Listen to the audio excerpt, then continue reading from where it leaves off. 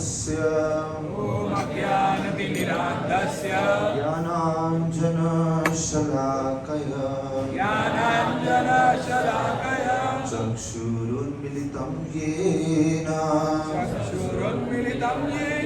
तस्मै श्रीगुरुवे नमः। नमः ॐ विष्णुपादाय कृष्णपृष्ठाय भूतले श्रीमते भक्तिवेदान्त स्वामिनिति नामिने। नमस्ते सारस्वते देवे गौरवाणी प्रचारिणे निर्विशेष शून्यवादी पाश्चात्य देश तारिणे। जय श्री कृष्ण चैतन्य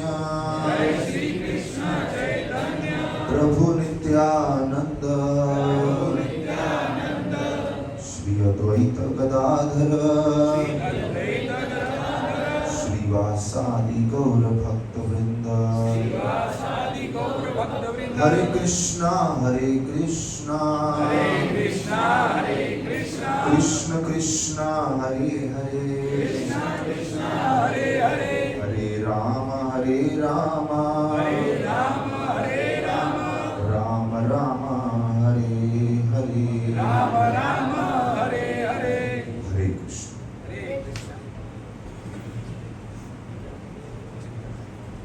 सभी भक्तों का शनिवार सत्संग कार्यक्रम में स्वागत है।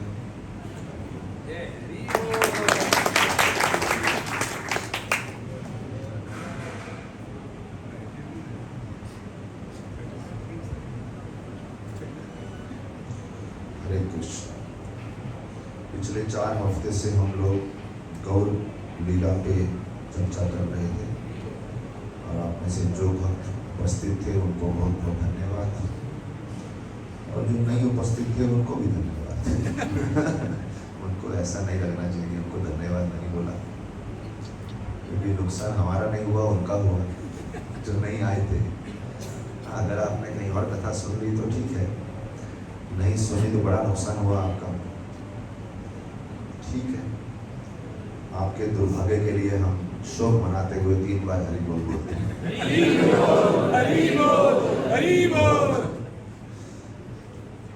समझ रहे हैं ना? जो लोग नहीं आए उनके लिए हरि बोल रहे हैं।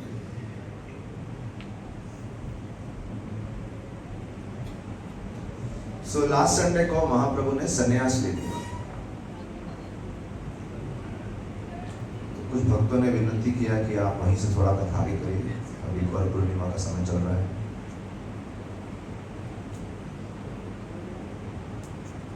तो चैतन्य महाप्रभु संन्यास लेके वृंदावन की तरफ निकले, क्योंकि अगर आपको याद हो जब गया से आ रहे थे तो उस समय भी वृंदावन जाना चाहते थे, लेकिन आकाशवाणी हुई कि निमाई पंडित अभी आप नवद्वीप जाइए, क्योंकि वहां पे भक्तों को आपके प्रेम की, आपके कीर्तन की बहुत जरूरत है। पहले भक्तों को प्रसन्न कीजिए, बाद में वृंदावन जाना। अभी इसका मतलब ये नहीं कि आपको वृंदावन यात्रा के लिए बुलाया जाए और आप बोलें कि अभी हमने भक्तों को प्रसन्न नहीं किया, अभी नहीं आएंगे। अब वृंदावन आइए तो आप प्रसन्न करेंगे, लेकिन बोले अभी आप भक्तों को प्रसन्न कीजिए, बाद में वृंदावन जाने का मौका मिलेगा। तो अब संन्यास ले लिया। अभी संन्यास तत्व क्या है ये समझना चाहिए। वैदिक सिस्टम में ब्रह्मचारी, गृहस्थ, वानप्रस्थ, संन्यास, ये 4 आश्रम है। हर व्यक्ति को जीवन के पहले 25% जो वर्ष होते हैं वो ब्रह्मचारी जीवन में जीने चाहिए। उसके बाद 25% गृहस्थ में जीने चाहिए, फिर 25% वानप्रस्थ और फिर संन्यास लेना चाहिए। इसका मतलब अगर 100 साल का जीवन है तो 75 में संन्यास लेना चाहिए और 50 में गृहस्थी जीवन के कार्य कम करके वानप्रस्थ में प्रवेश करना चाहिए। आजकल का मनुष्य मैक्सिमम 70-75 साल जीता है, तो 35 साल में उसका वानप्रस्थ शुरू हो जाना चाहिए। कहने का मतलब 35 साल में उसके गृहस्थ विषयों में गृहस्थ जीवन के आनंद में डूबे रहता जो व्यक्ति है, उससे बाहर निकलने का प्रयास करना चाहिए और भक्ति को तीव्र करना चाहिए। और अगर 35 साल तक तीर्थ यात्रा नहीं किया तो 35 साल की उम्र में तीर्थ शुरू हो जानी चाहिए। हर वर्ष तीर्थ करते रहो, क्योंकि ऑलरेडी लेट हो गए। क्योंकि जब पहले वानप्रस्थ था तो ब्रह्मचर्य आश्रम में तीर्थ हो गए, फिर वानप्रस्थ में उसको रिवाइव किया, जागृत किया। तो 25% वर्ष दिए थे, आप जीवन को जितना भोगना है भोग लो, आनंद ले लो जीवन का। 25 से 50 साल और आजकल 35 साल तक हो गए। तो अभी आप देख लो, आप कौन कौन 35 के हैं और जो 35 के नहीं है, कितने साल बाकी हैं। जितना भोगना है भोग लो जीवन को, उसके बाद समाप्त, एंजॉयमेंट एंड्स। भक्ति को ले लो 4th गियर में। तो चैतन्य महाप्रभु को तीव्र गति से केवल भक्ति करना ही नहीं था, दूसरों को भी भक्ति कराना था। ये भी जरूरी है, क्योंकि सेवा के लिए लोग चाहिए। जब व्यक्ति गृहस्थ जीवन में प्रवेश करता है, वो ऐसा डूब जाता है, उसके पास सेवा के लिए समय ही नहीं रहता। तो सेवा के लिए बहुत समय चाहिए। हमें राजस्थान के गांव में प्रोग्राम करने जाना था। जब भी प्रोग्राम करने जाना होता है, कोई ना कोई उनका अड़चन आ जाता है। कभी किसी का जन्म हो गया तो सूतक लग गया, कभी किसी की मृत्यु हुई तो सूतक लग गया, फिर वो दोनों नहीं हुआ तो बीच में विवाह का समय आ गया। तो उसी परिवार में जब भी प्रोग्राम करना हो, कुछ ना कुछ प्रॉब्लम आ जाती है। तो मैं सोच रहा था कितना समस्या है गृहस्थ जीवन में। तो मैं सोच रहा था बहुत आनंद है, अगर विवाह नहीं हुआ तो कभी भी कोई समस्या ही नहीं है, कोई सूतक लगाने वाला ही नहीं है ना तो जन्म है और कोई मतलब आनंद ही आनंद है। तो हम लोग बात कर रहे थे, हम अपने आश्रम में सबको मैं बता रहा था एक किस्सा, और हमारी बात हो रही थी कि चलो हम लोग कितने खुश नसीब हैं, कोई सूतक का समस्या ही नहीं, ना तो किसी का जन्म है, ना विवाह है, ना कोई समस्या है, कुछ प्रॉब्लम नहीं। भक्ति करते रहो करते रहो करते रहो।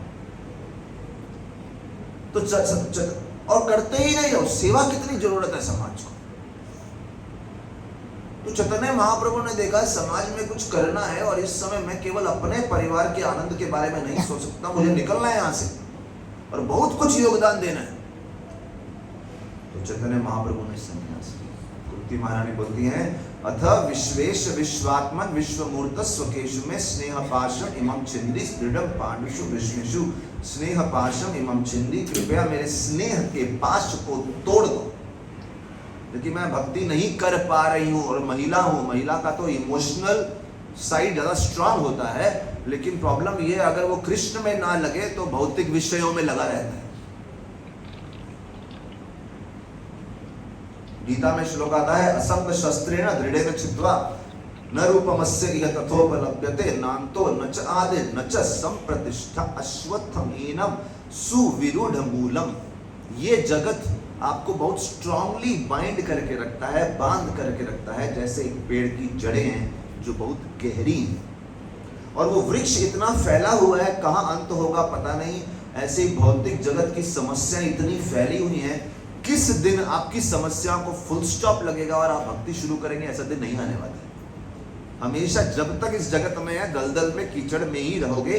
तो जिस परिस्थिति में हो शुरू कर दो। डू नॉट वेट कि अभी मेरे एग्जाम खत्म हो जाएंगे, अभी शादी हो जाएगी, अभी बच्चे हो जाएंगे, बच्चों के एग्जाम खत्म हो जाएंगे, बच्चों नहीं, वो सिलसिला कभी खत्म नहीं होने वाला। और ये इस भौतिक जगत के इतिहास ने देखा है। चैतन्य महाप्रभु निकल गए,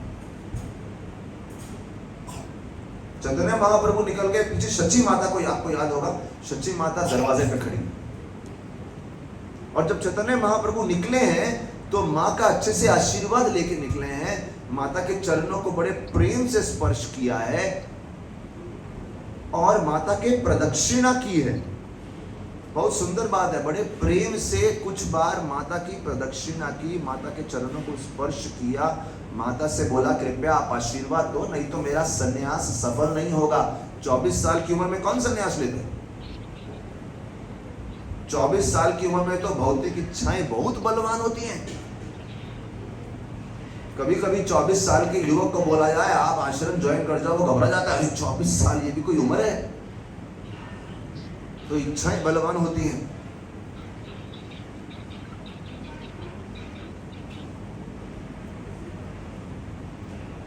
तो आशीर्वाद होगा तभी तो रह पाएंगे। और मैं बोलता हूं सन्यासी क्यों? कृष्ण भावनामृत आंदोलन में हर व्यक्ति को बोला जाता है 4 नियमों का पालन करो। मांसाहार नहीं करना, नशापान नहीं करना, व्याभिचार परस्त्री संग नहीं करना, जुआ नहीं खेलना, मतलब लालच के प्रभाव में नहीं आना। और ये चारों को जीवन भर पालन करने के लिए बहुत आशीर्वाद चाहिए, क्षमता। और 16 माला करना वो तो और कठिन, जीवन भर करते रहना बहुत बड़ा आशीर्वाद चाहिए। आशीर्वाद के बल पे व्यक्ति कर पाएगा, नहीं तो हर दिन मन करता चलो एक दिन के लिए तो छुट्टी मिले, एक दिन तो जब से छुट्टी मिले, एक दिन थोड़ा जुआ हुआ खेल लो, एक दिन कोई नियम तोड़ दो, महीने में एक दिन छुट्टी तो होनी चाहिए। तो व्यक्ति ऐसी इच्छा रखता है। तो ऐसी इच्छा ना आए, दृढ़ता से कमिटमेंट से करता रहे। वो भी छोटी छोटी उम्र में हम लोग इस्कॉन में लोगों को प्रेरणा देते हैं भक्ति करने को, और छोटी उम्र से ही बोलते हैं आप जीवन भर भक्ति करो, बहुत आशीर्वाद चाहिए। तो माता का आशीर्वाद लेके ही चैतन्य महाप्रभु निकलते हैं। लेकिन अगर आपको याद हो, कुछ थोड़े बहुत लोगों को ही मालूम था कि महाप्रभु संन्यास लेने वाले, जनरल नवद्वीप के समाज को मालूम नहीं था। और उस दिन के बाद जब अगले दिन सुबह, क्योंकि रात्रि के समय महाप्रभु निकले, बिना किसी को बताए निकले, शांति से निकले, चुपचाप सीक्रेटली। सुबह जैसे ही प्रातःकालीन अभी सिस्टम था नवद्वीप में, सब लोग जितने भक्त समाज था वो सबसे पहले महाप्रभु के दर्शन करने जाए। सब लोग घर पे आए, देखा सचिन माता तो दरवाजे पे खड़ी है, देखा सचिन माता तो दरवाजे पे खड़ी है और बिलक बिलक के रो रही हैं। ऐसा अश्रु प्रवाह हो रहा है मानो एक गंगा उधर प्रवाह हो रही है, एक गंगा यहाँ लगातार प्रवाह हो रही है। वो अश्रु रुक ही नहीं रहे। वो देख के उनको लगा कि शायद, क्योंकि ये हालत माँ की तब देखी थी जब विश्वरूप बड़े भाई गए थे। लगता है जिस बात का माँ को डर था वही हुआ, निमाई ने भी संन्यास ले लिया, लेकिन कुछ बोले नहीं। माँ को रोता हुआ देख, अभी वो जगत माता थी, सबकी माँ थी, इतनी बुरी हालत में। और नित्यानंद प्रभु को आपको याद हो यही डर था कि सचिन माता को कौन संभालेगा। गदाधर पंडित को यही डर था कि धर्म तो है माँ की सेवा, ये कौन सा धर्म है। यहाँ पे इंटरनेट पुअर है, कपड़े वाला।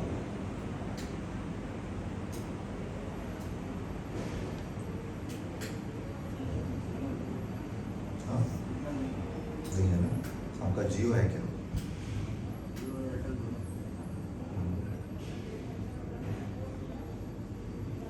कहाँ पे गया? हाँ, माँ को कौन संभालेगा? तो नित्यानंद प्रभु को ये डर था, गदाधर पंडित को ये डर था, मुकुंद को डर था। और उन्होंने ये बोला भी था कि ये कौन सा धर्म है, माँ को छोड़ के आप भक्ति का प्रचार करने जा रहे हैं। लेकिन एक्चुअली वो इमोशन से बोल रहे थे। देखिए, एक व्यक्ति भावना में बोलता है, एक व्यक्ति ज्ञान के बल पे बोलता है।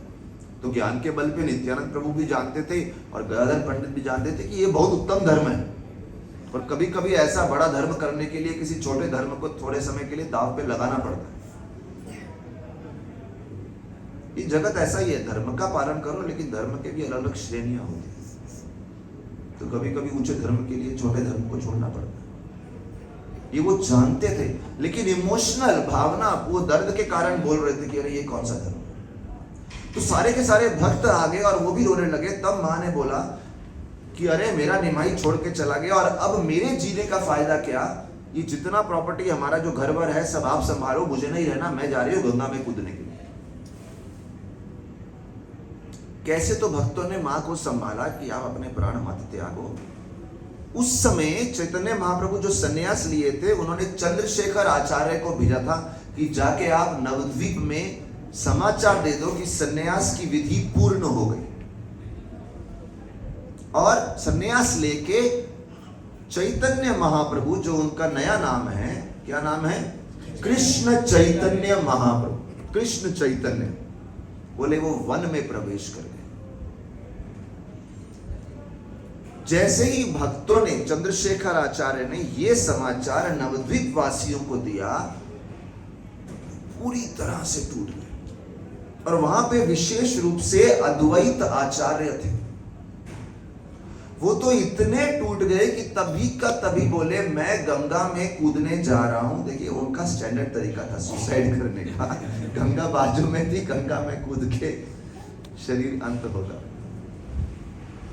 अद्वैत। अच्छा अभी देखिए, अगर एक व्यक्ति बोले मैं गंगा में कूदने जा रहा हूं, बाकी सब बोले नहीं रोको रोको उसको, आप विश्वास नहीं करेंगे। नवद्वीप के जितने निवासी थे वो बोले पहले तो अद्वैत बोले अगर आप मुझे रोकेंगे तो जब रात को आप सो जाएंगे तब भाग जाऊंगा। अद्वैत आचार्य सोचे मुझे रोकेंगे, बाकी लोग रोकने की बजाय अद्वैत आचार्य को बोले अरे देरी क्यों कर रहे हो, आप भी चलो, हम भी पीछे पीछे आते हैं। जैसे लीडर वैसे फॉलोवर, बोले आप कूदने जा रहे हैं, हम भी कूदते हैं। सब निकल पड़े कूदने के लिए। इमेजिन, ये 500 साल पहले हुआ, पूरा नवद्वीप वासी सब लोग गंगा में जा रहे हैं अपना जीवन अंत करने के लिए, आत्महत्या करने के लिए। क्यों? क्योंकि निमाई पंडित ने, गौरांग महाप्रभु ने, विश्वाम्बर ने सन्यास ले लिया है। और उस समय का सन्यास मतलब, आजकल अगर कोई सन्यास लेता है तो उसके इंस्टाग्राम पे फॉलोअर्स बढ़ जाते हैं और सब समाचार रहता है कि वो व्यक्ति कहां पे है। फेसबुक पे सब समाचार रहता है, उसके फ्रेंड्स बढ़ जाते हैं, सन्यास ले लिया। उस समय सन्यास ले लिया तो कोई समाचार नहीं, व्यक्ति कहां गया और दोबारा मिलने वाला भी नहीं है वो। तो हमें इस बात की गहराई में जाना है कि नवद्वीप वासी है जिनका जीवन केवल निमाई पंडित के इर्द गिर्द घूमता था, उनके जाने से किस प्रकार का कष्ट हुआ रहेगा उनको। और जब सारे लोग जीवन अंत करने जा रहे हैं, उस समय आकाशवाणी होती है, अरे आप नवद्वीप वासी चिंता मत करो, ये भगवान की ऐसी लीला है, 2-4 दिन रुक जाओ, फिर से आपका चैतन्य महाप्रभु से मिलन होगा और फिर से आप कीर्तन में नृत्य करेंगे।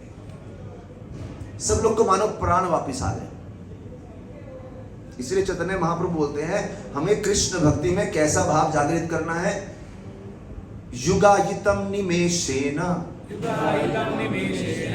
युगायितम निमेषेन चक्षुषा प्रावृषायितम शून्यायितम जगत् सर्वम गोविंद विरहेण में। बोले हमारी परिस्थिति उस मछली की तरह है जो जल से निकाल ली गई, तड़पती है। मछली का आनंद जल के संपर्क में रहने से ही उसके प्राण जागृत रहते हैं। यहां बोल रहे हैं अगर एक जीवात्मा से कृष्ण दूर चले गए या कृष्ण से जीवात्मा दूर चला गया तो कैसी परिस्थिति होनी चाहिए। युगायितम निमेषेना, निमेषेना आंख पलकती है, सब लोग आंख झपकाइए, बार बार झपकाइए। बोले एक बार आंख झपकती है, वो एक क्षण मात्र तो है, लेकिन उतने क्षण के लिए भी कृष्ण आपकी आंखों से दूर हो गए तो ऐसा लगता है एक युग बीत गया। युगायितम निमेषेन चक्षुषा प्रावृषायि शून्यायितम जगत सर्वम। और कृष्ण चले गए तो ऐसा लगता है पूरा का पूरा जगत शून्य हो गया। गोविंद विरहेण में, विरह मतलब दूर हो जाना, सेपरेट हो जाना, अलग हो जाना। गोविंद के दूर जाने से, गोविंद के भक्तों के दूर जाने से, गोविंद के सत्संग के दूर जाने से, गोविंद के कीर्तन के दूर जाने से व्यक्ति को ऐसा लगना चाहिए एक क्षण आंख का एक पलक झपकना मानो एक युग बीत गया। एक कलयुग में 4 लाख साल होते हैं। कहीं युग बीत गए हो, एक क्षण इतना अटैचमेंट कृष्ण से, इतना अटैचमेंट भक्तों से, इतना अटैचमेंट भक्ति के कार्यों से हो जाना चाहिए। सिंपल सी बात है, मछली को पानी से निकालो, मछली तड़पती है, करके देखने का जरूरत नहीं है। किसी को भी कॉमन सेंस मालूम होना चाहिए, मछली पानी से निकालो बहुत तड़पती है। अपने आप से प्रश्न पूछो, क्या आप सत्संग के बिना उतना तड़पते हैं? That is the test. एक कथा में बैठ के एक कहानी सुनी और रोना आ गया, इसका मतलब ये नहीं कि हम भक्ति में प्रगतिशील हो गए। क्या जीवन में उतनी तड़प है? इतनी तड़प थी नवद्वीप वासी। आकाशवाणी हुई, आप लोग अपने घर जाइए, जल्द ही महाप्रभु से मिलना होगा। सब लोग आ गए और सब लोगों ने सोचा हमें खुद को भी संभालना है और माँ को भी संभालना है। खुद को भी शक्ति चाहिए, माँ को भी शक्ति देनी है। ये शक्ति कैसे देंगे? तो जो भगवान का साक्षात उधर भगवान उपस्थित नहीं है तो भगवान की उपस्थिति का अनुभव कैसे करेंगे? भगवान के कीर्तन के माध्यम से। कितना सुंदर बात है। देखिए, किसी व्यक्ति का अगर कोई हमसे दूर चले जाए, दूसरे देश में चले जाए, या किसी का देहांत हो जाए, आप उसका नाम जप करके उसका अनुभव नहीं कर सकते, है ना? वो व्यक्ति यहाँ होना चाहिए। अगर आप में से कोई इस समय अमेरिका चले जाए, हम उसको याद करें। सुरेश प्रभु हमारे अमेरिका चले जाए सपोज प्रचार करने के, कैसा लगा आइडिया? और हम लोग बोले सुरेश प्रभु, सुरेश प्रभु, सुरेश प्रभु। आपको उनकी उपस्थिति का अनुभव होगा? नहीं होगा। कैसे होगा? क्योंकि नाम और व्यक्ति अभिन्न है, भिन्न है, अभिन्न है, भिन्न, सेपरेट है। हम लोग नाम अलग है, व्यक्ति अलग है। लेकिन कृष्ण नाम नहीं है, व्यक्ति दोनों सेम है। नाम लेने से कृष्ण की उपस्थिति हो जाती है। इस बात पे श्रद्धा होनी चाहिए। बोलिए Hare Krishna Krishna Krishna Hare Hare, Hare Rama Rama Rama. Raise your hands. Hare Krishna Krishna Krishna Hare Hare, Hare Rama Rama Hare Hare. देखिए, हम लोग की श्रद्धा हम सुनते ही ध्यान से नहीं है। श्रद्धा किधर होगी? आज सुबह एक व्यक्ति ने मैसेज किया मेरे को, आपको मालूम है वो संडे को गौरव भगवान को हम बीच पे लेके जाने वाले हरिवन पर। तो मैंने एक व्यक्ति को एक सेवा दिया, तो सेवा दिया तो कल रात को उनका फोन आया कि कुछ तो बात हुआ। तो मैंने बोला अरे सेवा की बात कर रहे हैं, आपने पढ़ा नहीं मैसेज, कैंसिल हो गया प्रोग्राम। तो बोले नहीं प्रभु जी, आपने मैसेज भेजा नहीं। तो मैं बोला खोल के देखो, और मैं सो गया। सुबह उठ के देखा तो वो व्यक्ति फिर मैसेज भेजता है, प्रभु जी मैंने ग्रुप पे देखा कैंसिल होने का मैसेज ही नहीं आया। आपने कोई कैंसिलेशन का मैसेज भेजा ही नहीं। तो मैं समझ गया कि व्यक्ति की जो मैसेज जा रहा है वो ढंग से देख भी नहीं रहा उसको। इतना डिस्ट्रैक्टेड व्यक्ति है, इतना विचलित है। सामने लिखा है, मतलब उसमें तो इतना क्रोध आया, मैंने उसको 4 बातें व्हाट्सएप पे सुना ली। मैं बोला नालायक, खोल के देखता नहीं कि क्या लिखा है। और फिर मेरे को भी डाउट हुआ, सच में नहीं लिखा क्या? मैंने तो तुमने डाला है मैसेज, मैंने खोल के देखा, मेरे को डाउट हो गया अपने ऊपर। और मैं देखा साफ तो लिखा है। मतलब इतना व्यक्ति विचलित है, सुन के भी नहीं सुन रहा। मैं सोच रहा था लोग सेवा की बात कर रहे हैं, घर पे जाओ तो फूलों की माला पहनाते हैं, फूल बरसाते हैं। अरे फूल को रखो बाजू में, एक व्हाट्सएप का मैसेज ढंग से पढ़ लो, काम हो जाएगा। मतलब वो सेवा हो जाएगी। देखो, सत्संग ग्रुप में कोई मैसेज आए तो वो लीला ध्यान में रखनी चाहिए। जब भगवान कृष्ण बांसुरी बजाते थे, सब लोग सब काम छोड़ के पहले वो देखते थे। तो सत्संग ग्रुप में मैसेज आया है, मतलब गोपीनाथ भगवान का कोई संदेश आया है।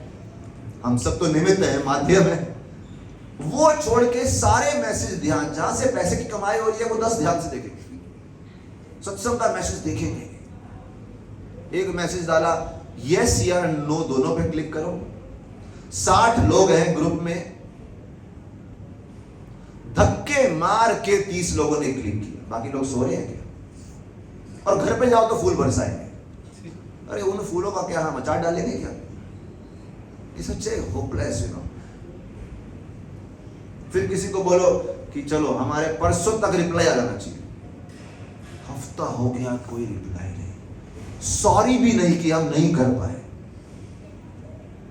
और फिर फूलों की मालाएं अर्पण कर रहे हैं। अरे क्या करेंगे उसका हम लोग? किसको चाहिए फूल की माला? नित्यानंद प्रभु गए थे जब भी नवद्वीप में प्रचार करने के लिए, लोग बोल रहे थे अरे हमारे घर आके प्रसाद दो हमें। नित्यानंद बोले मैं यहाँ प्रसाद देने के लिए नहीं जन्मा हूं। महाप्रभु ने बोला है कहो कृष्ण भजो कृष्ण, बोलो कृष्ण भजो कृष्ण, करो कृष्ण शिक्षा, वो करने के लिए आए हैं, घर घर जाके मेनू बनवाने के लिए आए हैं। यहाँ पे पिज्जा खाओ, यहाँ पास्ता खाओ, यहाँ रोटला खाओ, यहाँ फलाना नूडल्स खाओ और क्या, और उत्तपा खाओ और पुडला खाओ, 1000 चीज खाओ, खाने के लिए पैदा हुए हैं क्या? शेमलेसनेस हद होती है। तो इसका मतलब व्यक्ति उस चीज का सम्मान नहीं करता। पता नहीं है क्यों पॉइंट ध्यान में आ गया, लेकिन बात हो रही थी कृष्ण की अनुपस्थिति का अनुभव हो रहा है। तो कृष्ण बोलते हैं नाम में और कीर्तन में अंतर नहीं है। बोलते हैं नारद मुनि को, नाहं तिष्ठामि वैकुंठे योगिनम हृदयेषु। मेरे पीछे बोलिए, नाहं तिष्ठामि वैकुंठे योगिनम हृदयेषु वा यत्र गायन्ति मद्भक्ता तत्र तिष्ठामि नारद। नाहं तिष्ठामि बोले मैं वैकुंठ में नहीं रहता, बड़े बड़े योगी तपस्या कर रहे हैं वहां भी नहीं रहता।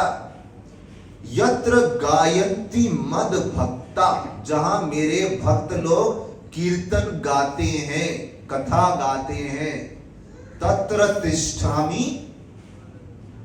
नारद, मैं वहां रहता हूं। लेकिन यहां एक नोट करिए, यत्र गायन्ति मद भक्ता, कौन गाता है? भक्त गाते हैं। भक्त की डेफिनेशन क्या है? जो माला जप करते हैं। भक्त की डेफिनेशन क्या है? जो गीता भागवत के श्लोक रटे रहते हैं, सुनते रहते हैं कथाएं, वो डेफिनेशन है। हाँ, एक दृष्टिकोण से वो है, लेकिन एक दृष्टिकोण से वो नहीं भी है। मैं फिर से वो व्हाट्सएप वाली बात पे आ रहा हूं। एक दृष्टिकोण से वो डेफिनेशन है, लेकिन एक दृष्टिकोण से नहीं भी है, क्योंकि प्रैक्टिकल ग्राउंड लेवल पे व्यक्ति सेवा को कितना महत्व देता है कि नहीं? उसका पंक्चुअलिटी क्या है? उसका अटेंटिवनेस, ध्यान से कितना करता है? सिंपल सी चीज है ना, उसका पंक्चुअलिटी क्या है वो, क्योंकि पता है। आप देखिए रूप गोस्वामी बोलते हैं, श्लोक अन्याभिलाषिता शून्यम ज्ञान कर्मादि अनावृतम अनुकूलेन कृष्णानुशीलनम। प्रभुपाद जी इसके ऊपर व्याख्या करते हैं, शीलनम भक्तिरुत्तमा। बोले डिवोशनल सर्विस मतलब कोई भावुक होके हरे कृष्णा केवल वो नहीं है, ग्राउंड लेवल पे आप कितना रिस्पॉन्सिबल है।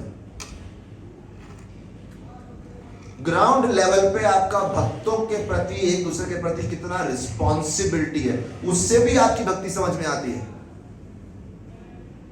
तो कोई व्यक्ति माला जप करता रहे, घंटों कथा सुनता रहे, बट कितना वो उत्तरदायित्व, जवाबदारी कितना देता है उसका, दैट इज इंपॉर्टेंट। उससे समझता है भक्त क्या है।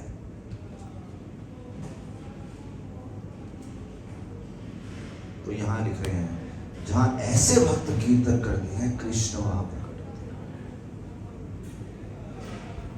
चैतन्य महाप्रभु, हम इधर सच्ची माता को सब सांत्वना दे रहे हैं, कीर्तन हो रहे हैं, और चैतन्य महाप्रभु निकल गए। अभी चैतन्य महाप्रभु जब संन्यास लेके निकले, साथ में नित्यानंद प्रभु थे, मुकुंद थे, जगदानंद पंडित थे, ये कुछ भक्त थे। तो नित्यानंद प्रभु ने सोचा महाप्रभु जा तो वृंदावन रहे हैं, लेकिन अंदर ही अंदर इनकी ये भी इच्छा है कि भक्तों को आनंद देना। नित्यानंद प्रभु ने सोचा कुछ ऐसा ट्रिक लगाते हैं, इनको वृंदावन की जगह वापस बंगाल ले जाते हैं। क्यों? इनकी माँ कितनी रो रही है, बाकी भक्त कितने रो रहे हैं, अरे बिना बोले आगे एक बार उनको जाके मिलो तो सही। उनके हृदय को इतना दुख पहुंचाया, और मुझे मालूम है अगर महाप्रभु को भी मैं धोखे से वापस ले गया, बहुत खुशी होगी। Krishna loves pleasing his devotees. भगवान भक्तों को प्रसन्न करना चाहते हैं। तो एक तरफ उनके अंदर वेग उठ रहा है कि वृंदावन जाना है, लेकिन एक तरफ उनको कहीं ना कहीं भक्तों के प्रति भी करुणा है। तो नित्यानंद प्रभु ने चाल चली ऐसी, एक बालक था, बालक को बुलाया, वो बालक गैया चराने निकला था, नित्यानंद प्रभु बोले देखो ये सन्यासी आ रहे हैं, ये वृंदावन के पूरा आवेश में डूबे हुए, और ये आके पूछेंगे आपसे कि यमुना जी किस दिशा में है, आप उसको यमुना की जगह गंगा जी का रास्ता बता देना। तो गंगा जी बंगाल में है, यमुना जी वृंदावन में है, आप रास्ता उनको गलत बता देना, चिंता मत करना, बाकी सब मैं संभाल लूंगा। और महाप्रभु तो जैसे आपको बताया, नित्यानंद प्रभु जब कीर्तन कर रहे थे, जो लोग 4th डे आए थे उनको याद होगा, जब नित्यानंद प्रभु कीर्तन करते थे, वो कीर्तन में इतना भाव में डूब जाते थे कि 21 मील आगे चले जाते थे, उनको मालूम ही नहीं चलता था, उनको रास्ते का सुध बुध नहीं था। और वहां पे हम चर्चा कर रहे थे, आप हरि नाम में एब्जॉर्ब हो जाओ, आपको सुख दुख का सुध बुध नहीं रहेगा। अरे मेरे जीवन में ये हो गया, वो हो गया, फलाना हो गया, अरे इधर इधर आनंद आ गया, इधर डूब गए, वगैरह वगैरह। गेट एब्जॉर्ब, जितना ज्यादा एब्जॉर्ब हो जाएंगे, केवल आपको 16 माला बस उसमें तल्लीन होना है, पूरा दिन जप नहीं करना है। समझ रहे हैं कि नहीं? पूरा दिन जप नहीं करना है। कितना माला करते हैं आप? हाँ, 4 माला। वेरी गुड, ताली बजाइए। पूरा दिन जप नहीं करना है, वो भी करेंगे शनय शनय ऊपर हमें, लेकिन अभी प्रभुपाद ने 16 माला एक्सपेक्ट किया, उतना करो।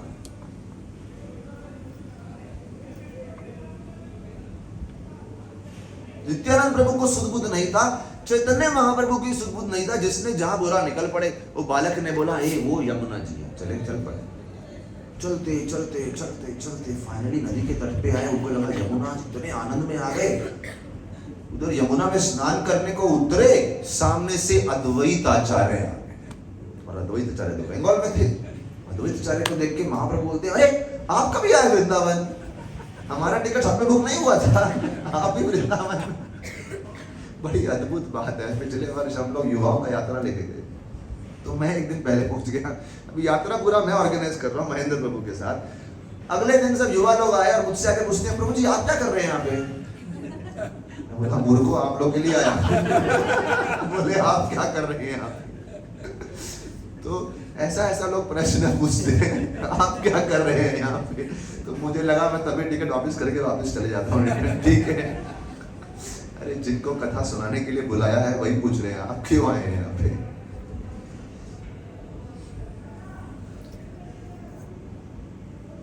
अभी जयंती प्रभु यात्रा निकाल रहे हैं वृंदावन, अधिक मास। उम्मीद है यात्रा में जाने का मुझसे पूछेंगे, प्रभु जी आप क्यों आए हैं यहाँ पे? तो बड़ा धक्का लगेगा वो, नहीं अर्जुन प्रभु आए हो, अब ऐसा तो नहीं बोलेंगे। तो चैतन्य महाप्रभु से पूछे कि अद्वैत आचार्य आप कैसे आ गए? अद्वैत आचार्य ने बोला, अरे महाप्रभु ये नित्यानंद प्रभु की चालाकी है, वो आपको ले आए। इतनी देर में महाप्रभु समझ गए, और अद्वैत आचार्य के पास में उनके कपड़े भी थे, सूखे कपड़े, बोले कि स्नान करेंगे। एक ही कपड़ा लेके निकल गए थे, बोले कपड़ा देंगे उनको, वस्त्र देंगे। महाप्रभु को बड़ा क्रोध आया, ये नित्यानंद ने चालाकी की है मेरे साथ। अद्वैत आचार्य बोले नहीं कोई चालाकी नहीं की। देखो वो प्रयाग के बाद यमुना और गंगा तो मिक्स हो जाती हैं, और उस दृष्टिकोण से पूर्व दिशा में गंगा है और पश्चिम दिशा में यमुना है। तो आपने तो पश्चिम तट पे स्नान किया, तो वो तो यमुना का पानी हो गया, तो आप यमुना में ही है, चिंता मत करिए। यमुना तो है, लेकिन वृंदावन जाना था मेरे को। बड़ी अजीब बात है ना, देखिए गंगा गंगा ही है, लेकिन कलकत्ता में भी गंगा है, हरिद्वार में भी गंगा है, मायापुर में भी गंगा है, लेकिन हरिद्वार की गंगा और मायापुर गंगा बोलते हैं, हाँ ये गंगा है। कलकत्ता में भी तो गंगा ही है, वही गंगा, सब बड़ा लंबा उसका गंगा जी का प्रवाह है। एनीवे, बोले आप यमुना जी में तो स्नान किए।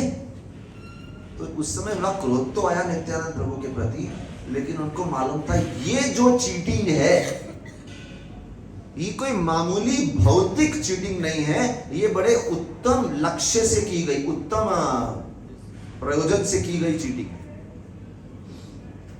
तो जैसा भागवत में बताया गया है, great souls cheat for a great cause.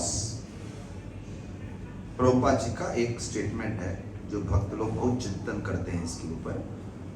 Cheating करना कोई बुराई नहीं है, अगर एक व्यक्ति को किसी अच्छे कार्य के लिए चीट किया जाए। हमारी पूरी संस्था चीटिंग ही तो कर रही है। कैसे चीटिंग कर रही है? आओ आओ मंदिर आओ, बड़ा अच्छा प्रसाद खिलाएंगे। वो प्रसाद खिलाते खिलाते खिलाते धीरे धीरे पूरा भौतिक जीवन के ट्रैक से लेके भक्ति के ट्रैक पे डाल देते हैं। कई साल बीत जाते हैं, व्यक्ति को समझता है ये क्या हो गया, मेरा पूरा जीवन ही बदल गया। जीवन में क्या क्या सपने देखे थे, पूरी इच्छा ही बदल गई, पूरा डिजायर्स का ट्रैक बदल गया। एक दिन जयंती प्रभु बता रहे थे, बोले प्रभु जी क्या क्या सपने देखे थे आपने, तो युवा अवस्था में ही भक्ति के ट्रैक पे डाल दिया, बहुत जल्दी नहीं डाल दिया गया। तो बड़े ऑनेस्टली वो बता रहे थे, याद है कि नहीं आपको, बोले कुछ जल्दी ही डाल दिया भक्ति के ट्रैक पे। शायद मोहन जी भी बोल रहे थे, टू सून, वेरी फास्ट। पर इसके पहले आपको रियलाइज हुआ, बहुत लेट हो चुका था, दीक्षा हो गया, प्रतिज्ञा हो गया, 16 माला देखा देखी, अरे वो भी ले रहे, वो भी ले रहे, वो भी ले रहे, मैं भी ले लेता हूं। एक बार ट्रैक पे बैठ गए तो समझो, अरे ये ट्रैक पे बैठ गए हम लोग।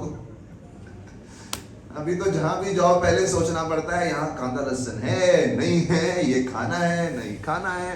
सुबह उठते ही पहले 16 माला जप करो, 1000 चिंताएं होती हैं, लेकिन छोड़ते भी नहीं है कि आनंद भी आ रहा है उसका, छोड़ते भी नहीं है, हायर टेस्ट लग गया। Cheating for a great cause. तो नित्यानंद प्रभु ने महाप्रभु को चीट किया। महाप्रभु बोले ठीक है अभी क्या करना है, बोलो। अद्वैत आचार्य बोले मेरे घर पे चलो, प्रसाद का व्यवस्था किया है। अद्वैत आचार्य के घर पे गए, महाप्रभु ने देखा कि अद्वैत आचार्य का जो टेम्पल रूम है, क्या उत्तम क्वालिटी का भोग लगाया था। महाप्रभु जब जब देखते थे कि लोग अपने घर में अपने डीटीज की सेवा उत्तम भोग से कर रहे हैं, बहुत खुश होते थे। इतना भोग था, अनेक प्रकार की सब्जियां, अनेक प्रकार के चावल। मालूम है एक भक्त आए थे, वो 80 प्रकार के तो केवल चावल बनाते हैं, 80 टाइप्स ऑफ राइस। यहां पे तो एक सिंपल चावल पकाना आ जाए काफी हो गया। वही पक जाए, कच्चा ना हो। किसी के घर पे मैं गया था तो उन्होंने बोला प्रभु जी आप आए हैं, वो यहाँ पे तो नहीं है। मेरे को तो याद भी नहीं कौन था वो, कोई तो था। बोले प्रभु जी आप आए, आप पंजाबी हैं, आपके लिए राजमा बनाया है। मैं सुनते घबरा गया कि मुझे मालूम था ये कच्चा बना होगा, पता नहीं। क्योंकि राजमा बनाना केवल पंजाबियों को आता है, बाकी लोग जब भी बनाते हैं आधा कच्चा छोड़ देते हैं। और जैसे वो आया मेरे सामने, जैसा मैं डर रहा था, जैसे आया पहला चम्मच मुंह में डाला, आधा पका हुआ है आलू। बोला सॉरी मैं नहीं खा सकता इसको, माफ, अपनी मम्मी से माफी मांगो। एनीवे, इतना प्रकार का भोग भगवान की सेवा में, कुकिंग का कितना। कल मैं बैठा था किचन के साथ, मैं उनको इतना धन्यवाद बोल रहा था एक भक्त को। मैं बोला क्या योगदान है आपका, मालूम इतना सबसे महत्वपूर्ण डिपार्टमेंट आपने संभाला, कोई चीज किचन के बगैर नहीं चलती। कुछ लोग तो आज आए इसलिए है कि द्वादशी खिचड़ी है आज। कथा के लिए नहीं आए, द्वादशी खिचड़ी के लिए आए हैं। लेकिन दुख की बात है साथ में चरचरी नहीं है। बता दूं आप लोग को, चरचरी कैंसिल हो गई। आलू चरचरी क्यों कैंसिल है कि दोपहर को बड़ा फीस्ट है। बता दूं दोपहर का मेनू क्या है, मलाई कोफ्ता और मिक्स वेज मैकरोनी सब्जी और स्वीट राइस, और क्या है गुजराती कड़ी और पीस कैप्सिकम पुलाव और बटाटा वड़ा एंड चटनी।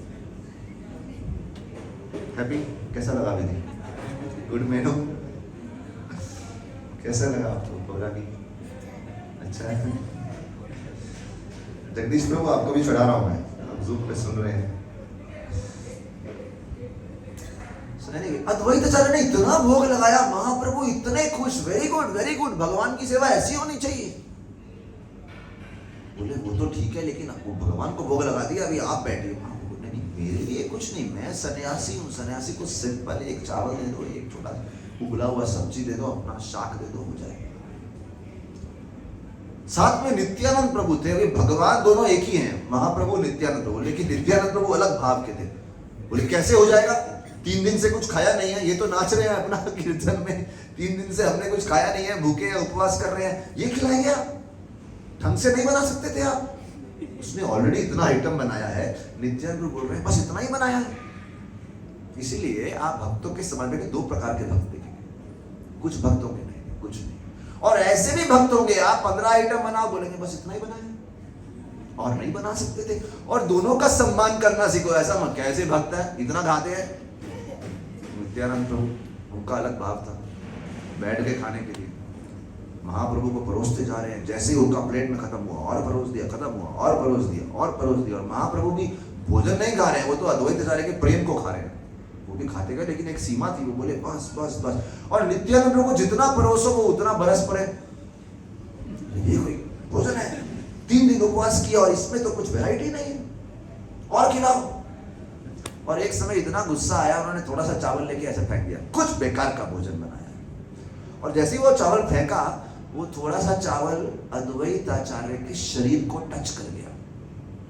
अभी देखो, ये नित्यानंद प्रभु का झूठा भोजन है, साधारण भाषा में देखा जाए, झूठा नहीं बोलते, इसे महाप्रसाद बोलते हैं, लेकिन एक झूठा है। वो अद्वैत आचार्य को जैसे ही स्पर्श किया, अद्वैत आचार्य नाचने लगे। देखिए, हम लोग जिनको साफ सफाई कुछ ज्ञान नहीं है, किसी का झूठा हमें स्पर्श कर जाए हमें फर्क नहीं पड़ता, हम चाट लेते हैं, लगा लेते हैं शरीर। लेकिन जो साफ सफाई जानते हैं वो एक दूसरे का झूठा नहीं खाते। जो शास्त्र विधि जानते हैं वो अगर किसी अपना झूठा या किसी का झूठा लग जाए, उसके अच्छे से हाथ धोते हैं।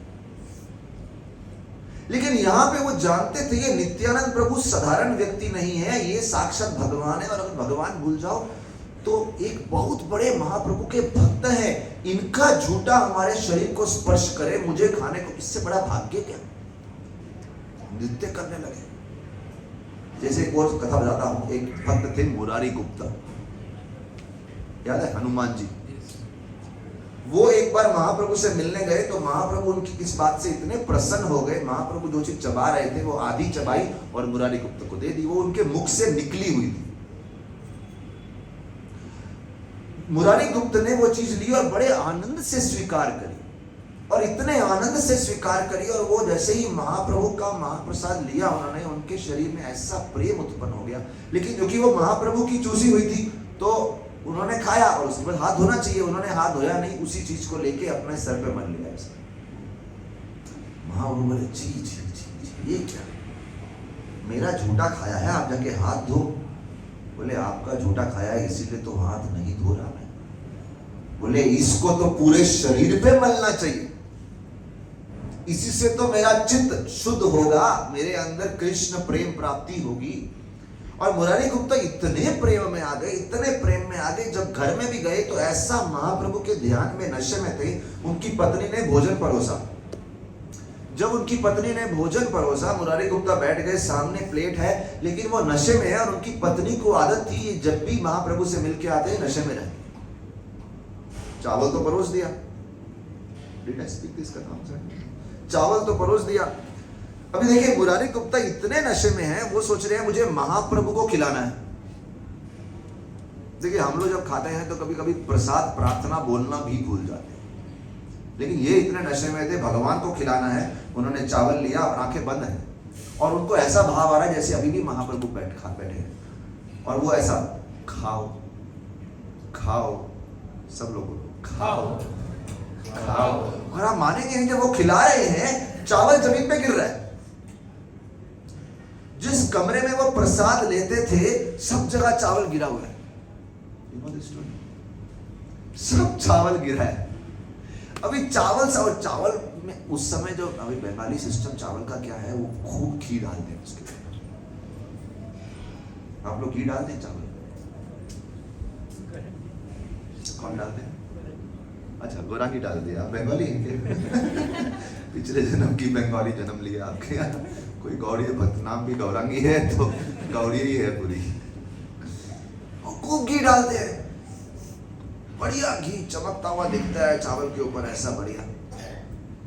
साउथ इंडिया में तो एक भक्त बता रहे थे, उनके समाज में सिस्टम है कि अगर घर में कोई गेस्ट आ जाए तो गेस्ट जब आता है तो सब गेस्ट लाइन से बैठ जाएंगे और उनको परोसना सब पुरुष करेंगे, लेकिन घर की जो मेन गृहिणी है, जो बहू है, वो पर्सनली आएगी और जब तक वो सबके चावल के ऊपर घी परोस के नहीं जाएगी कोई खाना शुरू नहीं करेगा। आप लोग के यहाँ सिस्टम है ऐसा कुछ?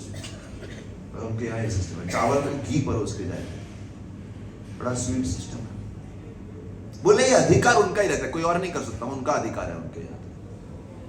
तो इन्होंने खाओ खाओ कर दिया, पूरा चावल था, उसमें घी भी था। आप देखिए यहाँ महाप्रभु नहीं बैठे दृश्य रूप में, और उनकी पत्नी है, पत्नी देख रही है। अगले दिन सुबह सुबह महाप्रभु मुरारी गुप्ता से मिलने आए, बिकॉज मुरारी गुप्ता वहां के फेमस डॉक्टर थे। महाप्रभु बोले बहुत पेट खराब, बहुत पेट खराब, कुछ तो दो आप दवाई। मुरारी गुप्ता बोले क्या दवाई देने का है आपको, मतलब बीमारी कैसे होगी, क्या खाया कल आपने? बोले क्या खाया, तुमने तो खिलाया। बोले मैंने कब खिलाया, क्योंकि ये पूरा जो लीला हुआ ये उन्होंने नशे में किया, भक्ति का जो नशा है, प्रेम का नशा है, उसमें कर रहे हैं।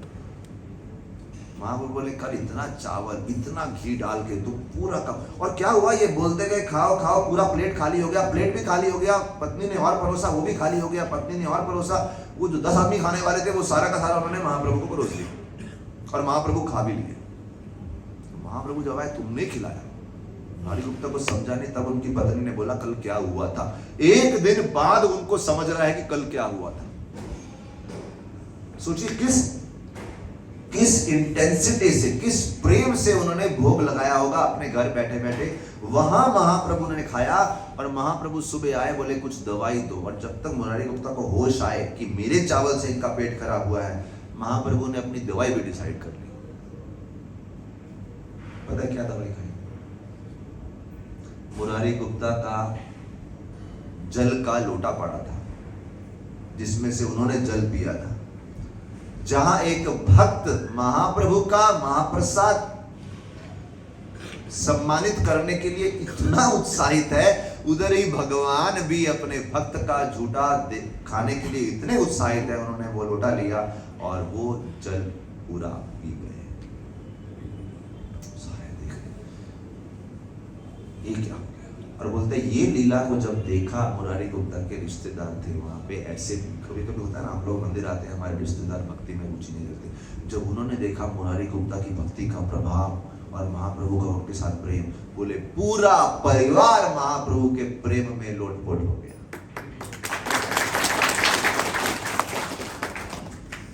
वापिस चलते हैं अद्वैत आचार्य के घर में। अच्छा खासा भोजन बनाया था। नित्यानंद प्रभु चावल फेंके, अद्वैत आचार्य को स्पर्श किया, अद्वैत आचार्य नृत्य किए, बहुत खुश हो गए। एक भक्त के द्वारा डांटे जाना, एक भक्त के द्वारा हमारे दोष निकाले जाना, एक भक्त के द्वारा ऐसी कृपा प्राप्त करना बहुत स्पेशल है। इतनी देर में सची माता आ गई वहां पे। सची माता बंगाल में मैसेज भेजा था, सब लोग आ जाओ शांतिपुर में। शांतिपुर वहां से कुछ घंटे दूर है, बोले वहां पे आ जाओ। सची माता आई। अभी देखिए पहली बार अपने पुत्र को सन्यास के बाद देख रही हैं, और पुत्र का जो, जैसे मैंने बताया, बहुत सुंदर केश थे महाप्रभु के, तो उनका जब से मुंडन हो गया, केश नहीं है, देख रही हैं, सन्यास रूप में देख रही हैं। सची माता रोती जा रही है, रोती जा रही है, रोती जा रही है। अभी देखिए कैसा इमोशंस, भावनाएं काम करती हैं। इसलिए जनरली सन्यासी, जब किसी ने सन्यास ले लिया, उसको घर के मेंबर से दूर रखते हैं, क्योंकि वो भावनाएं व्यक्ति को प्रभावित करेगी, वो अपनी भक्ति की दृढ़ता को मेंटेन नहीं कर पाएगा। इसलिए व्यक्ति को ऐसे वातावरण से दूर रहना चाहिए जो भक्ति की दृढ़ता को कमजोर करता है। आप ऐसे समाज में जाओ, ऐसे मित्रों के साथ रहो, ऐसे लोगों के साथ रहो, आपके अंदर क्षमता है करने की, लेकिन नहीं कर पाएंगे बुरे संग के प्रभाव से। क्षमता है, हर व्यक्ति जो यहां कर रहा है, बैठा है, वो हर व्यक्ति खूब माला जप कर सकता है, खूब कीर्तन कर सकता। क्यों नहीं कर पा रहा? अभी तक संग बुरा है, और वो संग कमजोर किए जा रहा है। अभी आपको न्योता दे दूं, अभी गौर पूर्णिमा आ रहा है, तो ध्यान रखना चाहिए। मंगलवार को गौर पूर्णिमा, आज के शनिवार 3 दिन के बाद, बहुत शुभ अवसर। अगर आप लोग के पास समय है और कुछ होली का सामाजिक कार्यक्रम बड़ा नहीं है, तो जो भी आपका ड्यूटीज करके उस दिन कम से कम सब लोग बैठ के 64 माला जप कीजिए, 64 राउंड, एक दिन तो कम से कम 64 माला जप, पूरी तरह भगवान के नाम में प्रार्थना कीजिए भगवान से। जब पिछली बार हम बता रहे थे महाप्रकाश लीला हुई, तो महाप्रभु सबको आशीर्वाद दे रहे थे, तो कुछ भक्त आ गए और बोले मेरे पिताजी भक्ति नहीं करते, कोई बोला मेरी माँ भक्ति नहीं करती, कोई बोला मेरा सिस्टर, कोई बोला मेरा ब्रदर, कोई बोला मेरा शिष्य के लिए किसी ने प्रार्थना की, किसी ने अपने नौकरों के लिए प्रार्थना किया, बोले मेरे नौकरों को रुचि नहीं। तो हमारा भी जिसके लिए आप चाहते हैं प्रार्थना करना, गौर पूर्णिमा 64 माला दूसरों के लिए समर्पण करें। अपने लिए बहुत प्रार्थना हो गई, बहुत हो गई। एक दिन बैठो और पूरा दिन जो आप चाहते हैं महाप्रभु का आश्रय लेना चाहिए, उन सब का लिए प्रार्थना करो, उन सब का लिस्ट बना के महाप्रभु के सामने रखो और 64 माला जप करो।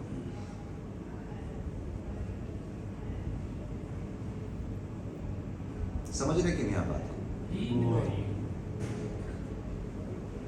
तो ये जिम्मेदारी बनता है। वो महाप्रकाश लीला से हम ये बात भी सीखते हैं कि अगर हम जा रहे हैं गौरांग महाप्रभु की जीवन शरण में, तो हमारा जिम्मेदारी है। प्रभुपाद जी का कल मैं एक कोट पढ़ रहा था, आपने से किसी ने लगाया था स्टेटस पे, और उसमें प्रभुपाद जी कहीं लेक्चर दे रहे हैं अटलांटा में शायद, और वहां प्रभुपाद जी बोल रहे हैं कृष्ण आए थे, कृष्ण ने डिमांड किया आपकी योग्यता है सरेंडर करने की तो आओ मेरे पास, नहीं तो मत आओ। बोले अभी गौरनिताई आए हैं, वो आपसे कोई योग्यता नहीं मांग रहे, आप जैसे हो, जैसे गए गुजरे हो, बेकार हो, पतित हो, नो प्रॉब्लम, जस्ट गौरनिताई के पास आ जाओ। और ब्रैकेट में लिखा हुआ था कि जब प्रभुपाद जी ये बोल रहे थे, उनका गला भर आया, उनका गला भर आया, अवरुद्ध हो गए, और उसके बाद जब पूरा वाक्य किया, ब्रैकेट में लिखा था रोने लगे, प्रभुपाद जी रोने लगे। हे कलयुग के निवासियों, प्लीज गौर निताई का आश्रय लो। ये कोई फैशन के लिए नहीं कर रहे कि सब घर में गौर निताई बिठाना है, कोई हमको हमके अहंकार रूपी कोई योजना को पूर्ण नहीं करना है। This idea has come out of our false ego. आचार्यों का दिया हुआ तरीका है। हमको सिर्फ लोगों से याचना करनी है कि देखो हम गौरनिताई के आश्रम में गए हैं, उनकी ही कृपा से आप भी आओ, let's join, please join us. तो प्रभुपाद जी कहना चाह रहे हैं, और मैं सोच रहा था प्रभुपाद जी अमेरिका गए, वो सोच अमेरिका या अटलांटा वहां पे बैठे हैं और वहां याचना कर रहे हैं, लेकिन उनको मालूम है याचना करने के बाद भी कुछ लोग नहीं मानेंगे। तो एक भक्त भी प्रार्थना करते करते फाइनली अवरुद्ध हो गए, रोने लगे कि भगवान आप ही करो कुछ, हमारी तो ये मानने वाले नहीं, हमारे अंदर तो ये शक्ति नहीं है। People are too slow, we all are too slow, हम सब बहुत धीरे काम करते हैं। बार बार सर पे डंडा पड़े फिर भी करने को तैयार नहीं, फिर बुद्धि जागृत नहीं होती क्या करना है, किनका आश्रय लेना है।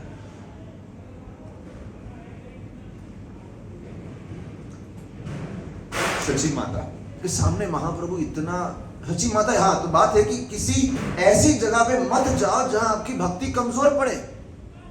कुछ ऐसे वाक्य मत पढ़ो, कुछ ऐसी किताबें मत पढ़ो, कुछ ऐसे वीडियो मत देखो जो हमारे भक्ति के मार्ग से हमको थोड़ा सा भी विचलित करते हैं। लेकिन इतना सुनने के बाद भी हमारी बुद्धि उस दलदल से नहीं निकलती। महाप्रभु सची माता के सामने गए। अभी ये जो प्रेम का बंधन है कि मामूली दलदल नहीं है, ये भगवान कृष्ण और माता कौशल्या, माता देवकी, माता यशोदा, उनका मिलन हो रहा है शांतिपुर में। वात्सल्य भाव का आदान प्रदान हो रहा है। तो इसे मामूली भौतिक प्रेम नहीं मानना चाहिए कि एक बच्चा अपनी मां के सामने कमजोर पड़ गया। लेकिन महाप्रभु देखते हैं कि ये तो यशोदा है, ये तो देवकी है, ये तो कौशल्या है, ये तो देवहूति है, ये तो अदिति है। महाप्रभु इतना भाव भी बोल जाते हैं, मां को बोलते हैं अभी मैं, जन्म तुमने दिया है, पोषण तुमने दिया है, इतना कुछ एक बच्चे को बड़ा करने के लिए मां को करना पड़ता है, जो कोई भी पुरुष नहीं समझ सकता, केवल मां समझ सकती है कि मां के ऊपर क्या क्या बीत। और मां बनना ही एक बहुत बड़ा वो है, क्या बोलते हैं, सौभाग्य, कि एक बच्चे का पालन पोषण करने का मौका मिल रहा है। और मां बनने के लिए भी योग्यता चाहिए, बहुत बड़ी योग्यता चाहिए। अभी आगे चल के बात समझ में आएगी योग्यता वाली। एनीवे, जब उन्होंने बोला सची माता आपने इतना प्रेम दिया, इतना प्रेम दिया, और आपके व्यक्तिगत जीवन में इतना दुख आया, लेकिन मैं बावला हो गया था, पागल हो गया था, सोचा नहीं, आवेश में आके संन्यास ले लिया, आपके बारे में सोचा ही नहीं। और ये सोच के महाप्रभु रोने लगे, कितनी बड़ी गलती हो गई, सन्यास ले लिया, सोचना चाहिए था मां के बारे में। लेकिन ये कोई भौतिक पागलपन नहीं है कि एक बच्चा इररिस्पॉन्सिबल हो गया और मां को छोड़ के चला गया। अरे उनके भक्ति का, उनको समाज के प्रति उनका उत्तरदायित्व है, उनको करुणा है, दया है। सची माता को बोल रहे हैं, अगर आप बोले तो मैं सन्यास छोड़ देता हूं, आपके पास ही रहता हूं, या जो भी है आपके पास ही रहता हूं, या आप ही बताइए क्या करूं मैं। सची माता ने बोला था कि बड़ा सुंदर बोलती सची माता, बोली मेरे तो प्राण धन केवल आप ही हैं, आपके बिना मैं अपने आप को जीवित भी नहीं रख पाऊंगी। अगर तुम मुझसे दूर चला गया और विश्वरूप जैसी स्थिति हो गई, जैसे पहला पुत्र चला गया था, फिर तो पक्की बात मैं जीवित नहीं रह पाऊंगी। ऐसा कुछ करो कि मुझे तुम्हारा समाचार मिलते रहे। लेकिन यहां पे सची माता बोलती है, मैं तुम्हें घर पे रहने को नहीं बोलूंगी। क्यों? क्योंकि अगर एक सन्यासी मां के पास रहेगा तो उस समय तो समाज बहुत निंदा, उस समय के सिस्टम ही अलग थे। एक सन्यासी एक महिला से बात करेगा या फिर सन्यासी मां के पास रहेगा, पूरा समाज भर भर के निंदा करेगा। आपको याद है महाप्रभु पहले एक सन्यासी से मिले थे जिसकी पत्नी थी। जो लोग कथा में आए थे वो सन्यासी ऐसा विशेष सन्यासी था, बोला मैं आशीर्वाद देता हूं, शराब पी लो, आनंद लो जीवन का, फलानी फलानी बातें कर रहा था। याद है कि नहीं? तो यहां पे सन्यासी बने, बोले मां के पास, मां ने भी बोला कि नहीं मेरे पास मत रहो। तो यहां पे आचार्य लोग बताते हैं कैसी उत्तम माता है, एक मेरे पुत्र का भक्ति का मिशन में थोड़ी सी भी कमी हो मैं ये नहीं चाहती।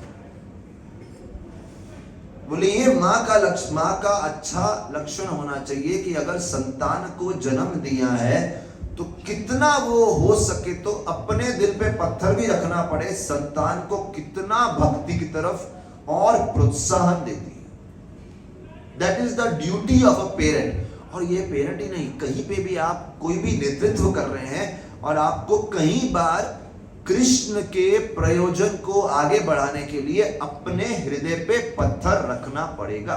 That is sacrifice. भक्ति की नींव है सैक्रिफाइस।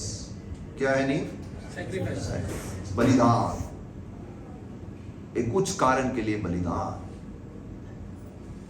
और वही सैक्रिफाइस में कृष्ण प्रेम का उत्तम अनुभव होता है। The bigger the sacrifice the deeper the experience. बाहर से जितना बड़ा दुख, अंदर से उतना डीप अध्यात्म का आनंद।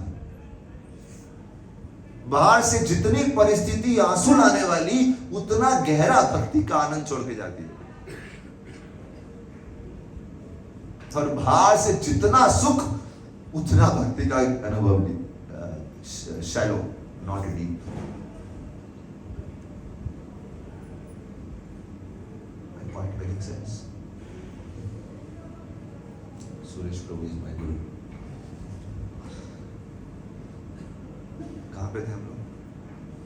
माता मना करती है लेकिन तो माता बोलती है कुछ आइडिया, तो सब समाज से पूछते हैं आप भी कुछ आइडिया निकालो, ये पास भी रहे दूर भी ना रहे, और दूर भी हो और पास भी हो। फिर आइडिया आता है कि देखो नवद्वीप इधर है और नीलाचल जगन्नाथपुरी पास में ही है। They are like 2 rooms in the same flat. एक ही घर के 2 कमरे हैं। क्यों? क्योंकि अक्सर लोग जगन्नाथपुरी से मायापुर आते रहते हैं और कुछ लोग मायापुर से जगन्नाथपुरी जाते रहते हैं। तो समाचार तो आते रहेगा ना। अगर तुम वृंदावन या कहीं दूर चला गया, समाचार ही नहीं आएगा। बोलते हैं उस समय चैतन्य महाप्रभु की जो वृंदावन जाने की इच्छा थी, अपनी मां को प्रसन्न करने के लिए, और मां को ही नहीं पूरे भक्त समाज को प्रसन्न करने के लिए उन्होंने छोड़ दी। बोले ठीक है मैं नीलाचल जाके रहूंगा।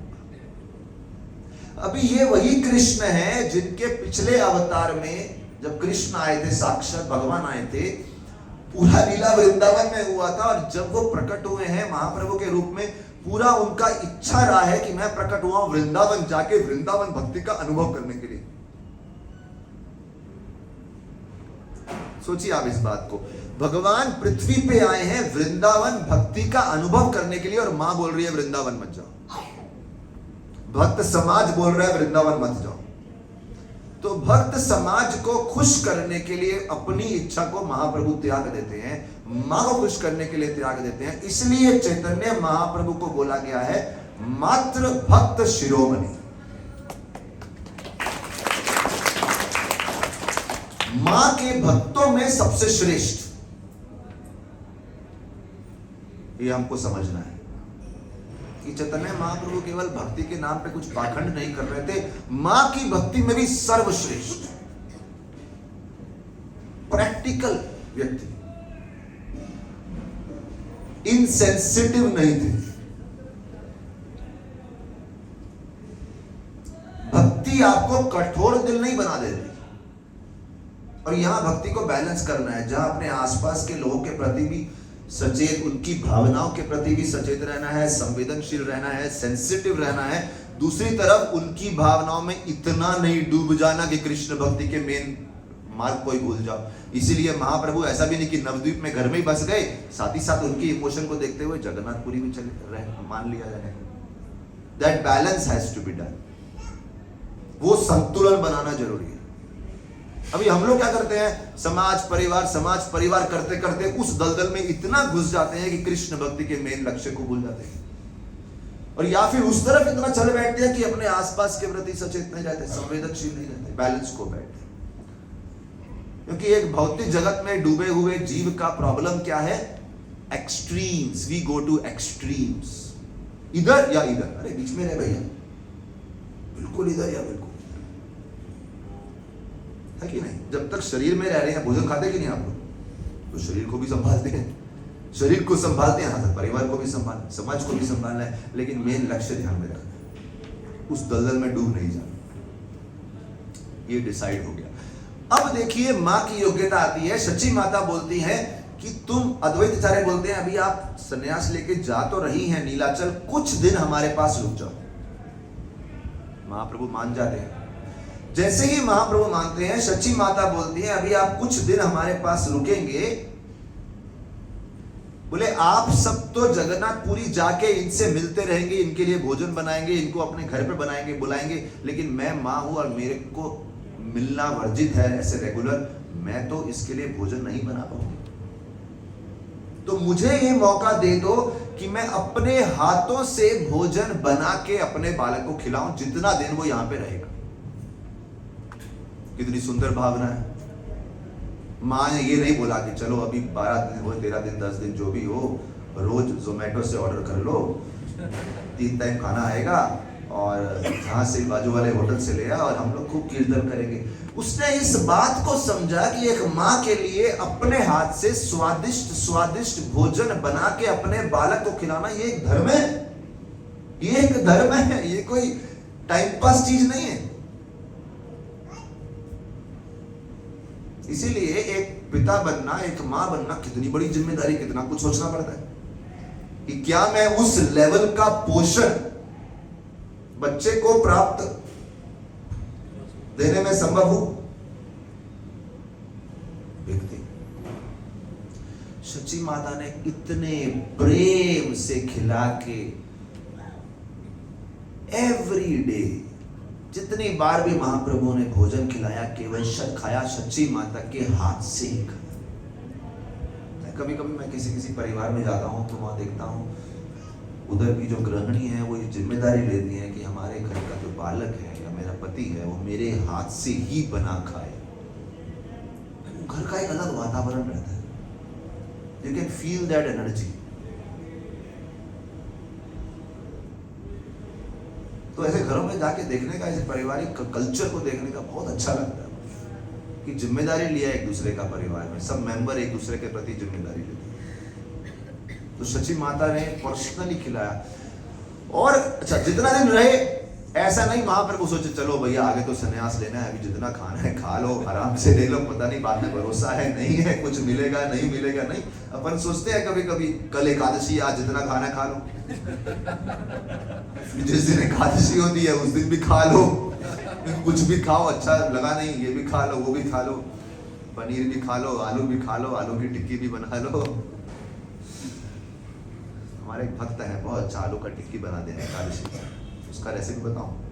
आलू को ग्रेट करते हैं, ग्रेट समझते हैं आप। हिंदी में क्या बोलते हैं?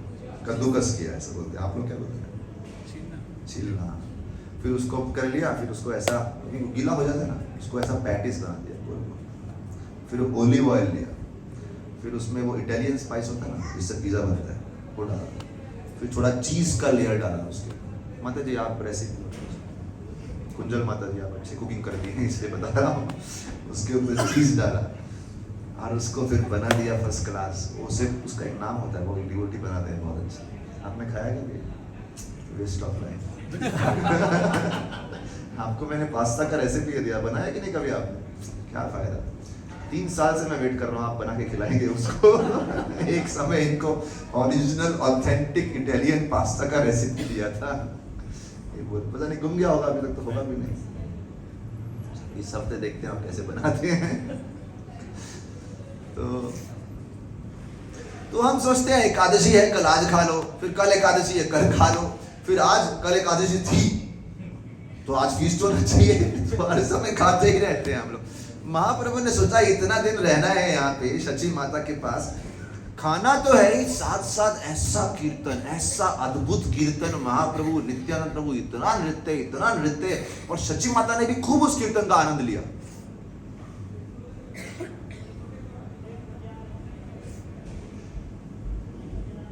इसलिए एक बार कीर्तन का आनंद आ जाए, फिर जीवन में और कोई आनंद भा ही नहीं सकता, कोई भा नहीं सकता। Just You have to have taste of कीर्तन, बस। स्वाद चाहिए ना, जीभ को स्वाद चाहिए, आंखों को स्वाद चाहिए, कानों को स्वाद चाहिए, उन्हें सारी इंद्रियां संतुष्ट हो जाती हैं एक बार कीर्तन का चस्का लग गया तो।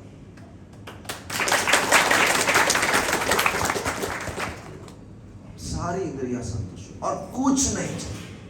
कल इस हॉल में कीर्तन चल रहा था, नित्यानंद चरण प्रभु कीर्तन कर रहे थे, अरे वो एक कीर्तन एक ट्यूब गाते हैं, इतना अच्छा। तो हम लोग वहां प्रसाद ले रहे थे, शाम को एकादशी का प्रसाद ले रहे थे, और अभी वो शुरू किया तो यहाँ कीर्तन शुरू हुआ। उसके एक निवाला अंदर नहीं गया, कीर्तन में जाना, कीर्तन में जाना, कीर्तन में। लेकिन वो किसी का प्राइवेट प्रोग्राम था तो हमको जाने को भी अजीब लग रहा था, कैसे जाएंगे, सब मंदिर के लोग उठ के आ गए, पूरा हॉल फुल था, बढ़िया कीर्तन, सुंदर कीर्तन चल रहा था। मतलब मेरे पास शब्द नहीं है मतलब बयान करने के लिए वो कीर्तन कितना मधुर था। समाप्त हो गया, और थोड़ा सुनेंगे। बोले कीर्तन पूरा हो गया, 12 दिन मेरे को मालूम नहीं कितने, पर कुछ दिन रहे। फिर महाप्रभु बोले अभी जाना चाहिए, भक्तों के समाज का आनंद है लेकिन सेवा भी है, वो भी तो करनी है। निकल पड़े। जैसे निकले, अद्वैत आचार्य ने बोला ये समय उत्तम नहीं है, जो बॉर्डर है बंगाल ओडिशा का, बहुत टेंशन है उधर। क्यों टेंशन है? उस समय छोटे छोटे किंगडम्स थे, राज्य थे, उनके आपस में बहुत सारे कलह थे। उस समय जैसे आज का बाउंड्री है वैसा नहीं था, छोटे छोटे बहुत सारे राज्य थे। और बोले वो सैनिक बहुत सारे घूम रहे हैं और इस समय आपको संकट है, मत जाओ। अद्वैत आचार्य बोलते हैं, बोले भौतिक जगत का महाप्रभु बोलते हैं भौतिक जगत का स्वभाव है बाधा पे बाधा पे बाधा पे बाधा लाना, और भक्त का स्वभाव होना चाहिए सब बाधाओं को नजरअंदाज करते हुए पूरी दृढ़ता से आगे चलते रहना। महाप्रभु ने बोला आप लोग कोई ना कोई कारण ढूंढ ही लेंगे नया नया, अभी ये है, अभी वो है, अभी वो है, चलो। और जिस भाव से महाप्रभु ये बोले, देखिए उस भाव को एप्रिशिएट समझने वाले लोग भी होने चाहिए। अद्वैत आचार्य इतने खुश हो गए वो सुनते ही, अद्वैत आचार्य बोले जय जय जय, वेरी गुड। उनको वो पूरा का पूरा भाव पड़ा अच्छा, क्योंकि जैसा भाव महाप्रभु का था उसी भाव से अद्वैत आचार्य बोले यस, बाधा तो आती रहेगी। और फिर अद्वैत आचार्य बोले जहां पे चैतन्य महाप्रभु हैं वहां कौन सी बाधा है, वहां तो बाधा है ही नहीं। There is no danger. जहां महाप्रभु आ गए वहां डेंजर किधर है? महाप्रभु निकल पड़े। बोले जब महाप्रभु वहां से निकले,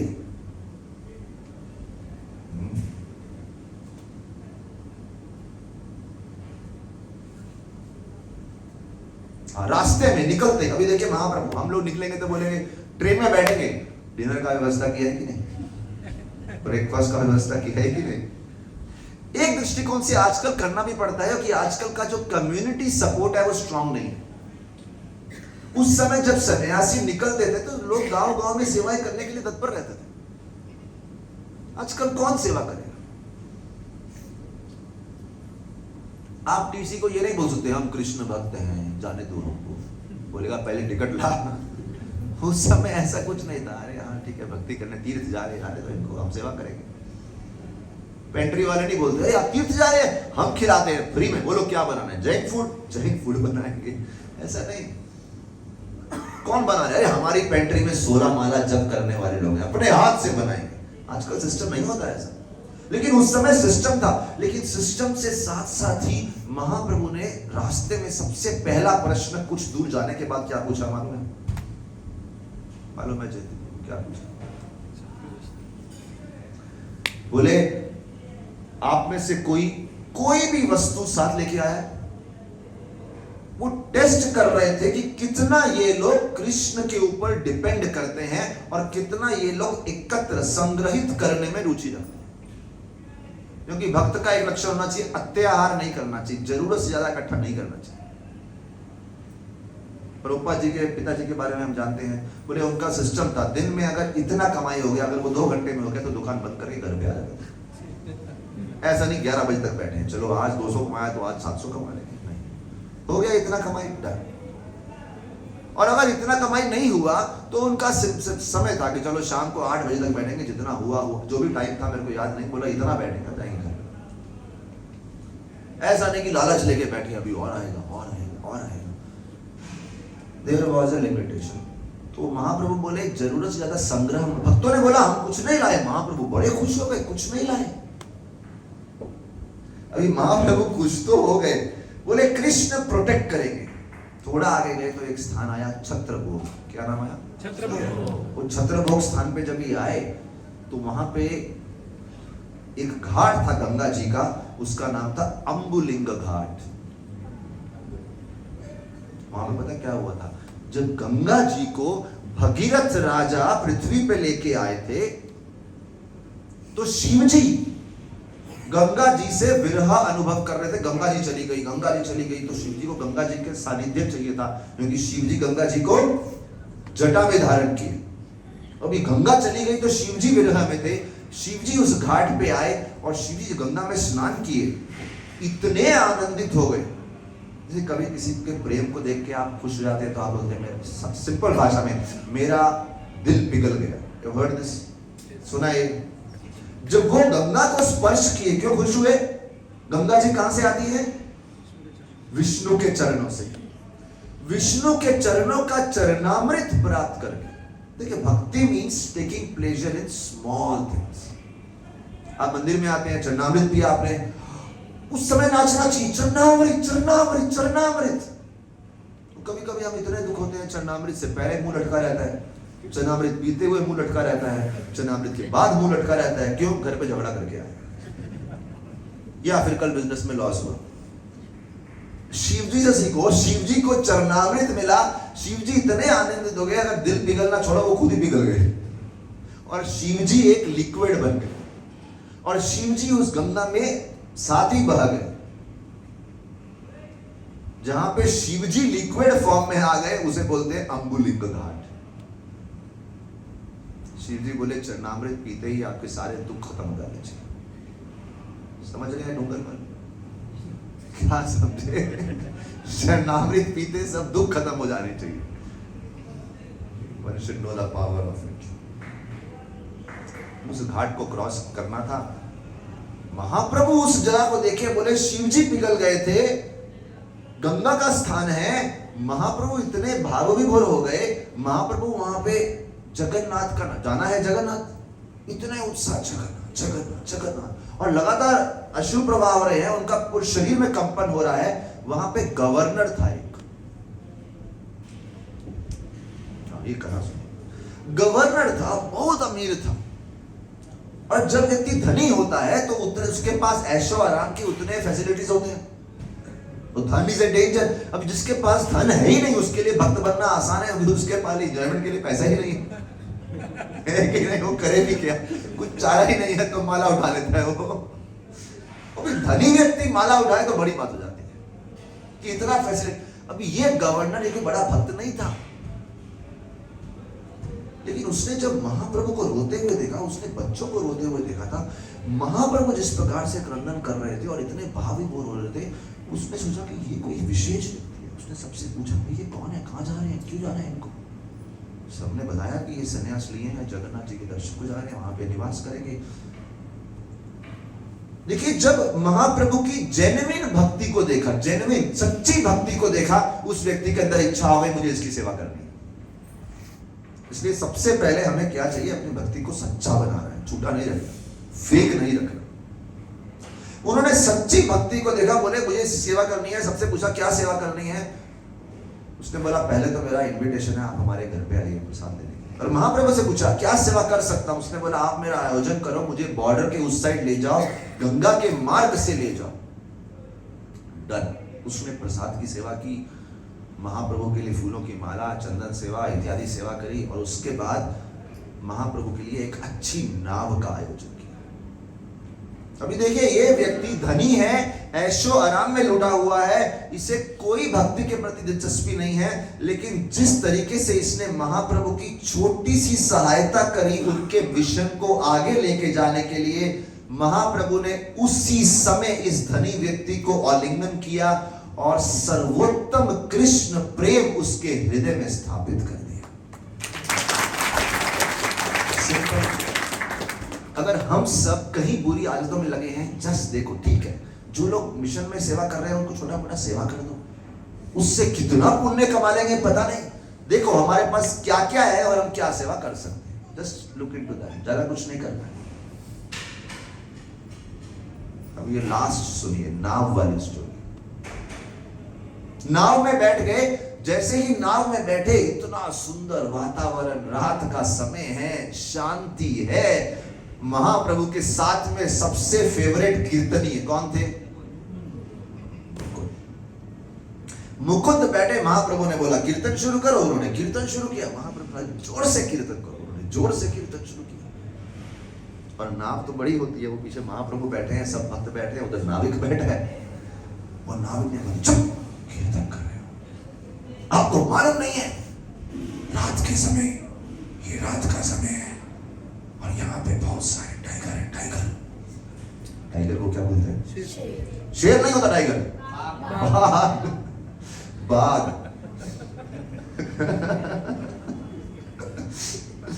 You know what is tiger? देखा कभी? पापा को बोलो दिखा के लाए आपको कभी टाइगर। वहां पे है नेशनल पार्क में, देखा हो जाके। आप टाइगर नहीं देखा इनको? What a waste of life. What a waste of money which you are earning. आपके धन पे लानत है। टाइगर नहीं दिखाया उनको। और टाइगर की विशेषता क्या है? सुरेश जी बताएंगे। टाइगर की विशेषता क्या है? Tigers are excellent swimmers. Tiger बहुत अच्छा तैरते हैं। सुरेश जी बोले मैं कभी टाइगर नहीं था, 84 लाख में एक योनि रह गई, अभी बैक टू वॉलेट से पहले पूर्ण करनी पड़ेगी टाइगर बनना है कि नहीं? Manish ji, would you like to pray that Suresh ji becomes a tiger?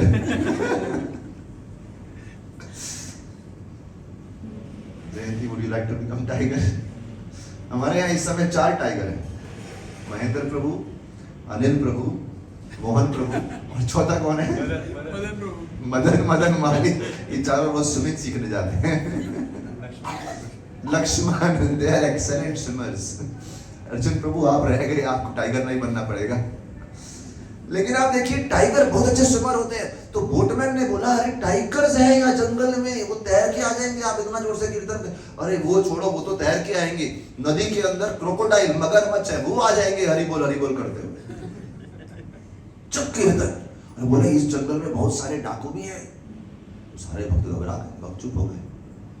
थोड़ी देर शांति थी। महाप्रभु क्योंकि महाप्रभु बिल्कुल भाव में चले जाते थे, उनको थोड़ी देर बाद समझा रहे क्या कीर्तन बंद हो गया। वो तो कृष्ण स्मरण में डूबे हुए थे, कीर्तन क्यों बंद हो गया? बोले वो नाविक ने बोला यहाँ टाइगर है, ये क्रोकोडाइल है। सबसे बड़ा टाइगर बोट के अंदर बैठा है। चैतन्य महाप्रभु बैठे हैं। महाप्रभु बोले जहां पे कीर्तन होता है, भक्त लोग श्रद्धा भाव से, सच्चे भाव से कीर्तन करते हैं, वहां भगवान कृष्ण का सुदर्शन चक्र चारों तरफ घूम के आपकी रक्षा करता है। लेकिन हमारे गुरु महाराज ऐड करते हैं, सारे आचार्य बोलते हैं, वो बोले सुदर्शन चक्र रक्षा करता है, और रक्षा की परिभाषा भी समझ लो। भगवान की रक्षा ऐसी है, अगर भगवान चाहे कि आप टाइगरों द्वारा मारे जाओ तो वो भी उनकी रक्षा है, और भगवान चाहे कि आप बच जाए तो वो भी उनकी रक्षा है। कीर्तन करो, टाइगर ने मार दिया, क्रोकोडाइल ने मार दिया, डाकुओं ने पकड़ लिया, वो भी चलेगा, और अगर नहीं पकड़ा, हम जगन्नाथपुरी पहुंच गए, वो भी चलेगा। अगर बच गए तो जगन्नाथ जी के पास पहुंच जाएंगे, और अगर मर गए तो मरेंगे भी तो हरि नाम करते हुए, करते करते भगवत धाम। तो हमारी परिभाषा होती है रक्षा मतलब जीवन रक्षा होनी चाहिए। आचार्य कहते हैं नहीं, रक्षा ऐसी मतलब जो भगवान की इच्छा वो हो, दैट इज रक्षा। जैसे एक बार हम यात्रा पे जा रहे थे, तो मैं नरपत जी को बोला अपनी दुकान बंद करके आ जाओ सर। मैं बोला भगवान रक्षा करेंगे, अगर दुकान बंद है और हम यात्रा पे चले गए और पीछे से बिजनेस डूब गया, वो भी भगवान की रक्षा है। याद है कि नहीं? डूब नहीं गया मतलब कोई नुकसान हो गया, वो भी रक्षा है। और अगर बिजनेस में समृद्धि हो गई, वो भी रक्षा है। तो वो बोले अरे बाप रे, बड़ा खतरनाक एग्जाम्पल देते हैं। तो उनका चेहरा देख के समझ गया। लेकिन बात सही है, हम सब लोग की अपनी अपनी डेफिनेशन होती है रक्षा क्या है, और हम सबकी प्रार्थना है कि हम जितने भी लोग हैं, भगवान भौतिक जगत में समृद्धि दे, शक्ति दे, क्योंकि हमें भौतिक स्टेबिलिटी भी चाहिए भक्ति करने के लिए। लेकिन साथ ही साथ मन को तैयार करो कि भगवान ने कुछ ऊपर नीचे, भगवान का कुछ और योजना हुआ और कुछ ऊपर नीचे हो गया, तो भगवान हमें शक्ति दो उस संकट का सामना करने के लिए। ये हमें वो समझना है। Thank you very much. Hare Krishna, धन्यवाद।